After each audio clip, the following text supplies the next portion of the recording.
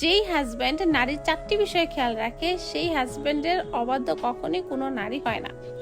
Number 1, অসুস্থতার সময় খেয়াল রাখা। কোনো নারীর যদি অসুস্থতার সময় আপনি তাকে খেয়াল রাখেন, তাকে ছোট ছোট কাজ করে দেন, হেল্প করেন, সে শারীরিকভাবে সুস্থ হওয়ার আগে মানসিকভাবে সুস্থ হয়ে যাবে।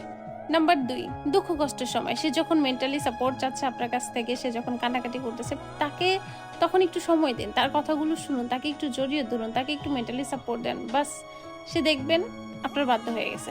নাম্বার 3, সন্তান প্রসবের সময় একটা নারী 9 মাস কষ্ট করার পরে যখন সে সন্তান প্রসব করতে চায়, তখন চায় তার সবথেকে কাছের মানুষটা, তার হাজবেন্ড, তার পাশে থাকুক, তাকে আগলে রাখুক, তার কাছ থেকে এই সাপোর্টটুকু চায়। নাম্বার 4, পিরিয়ডের সময়। এটা খুব ইজি ভাবে নেয় পুরুষ মানুষ, কিন্তু ইজি না এই জিনিসটা। এই সময়ের পেন, সিকনেস কখনোই কোনো পুরুষের সাথে মেয়েরা শেয়ার করে না, কিন্তু পুরুষকে বুঝতে হবে। এই সময় যদি কোনো পুরুষের কাছ থেকে কোনো নারী সাপোর্ট পায়, তাহলে বিশ্বাস করেন সেই নারীটা নিজেকে মনে মনে ভাগ্যবান মনে করে।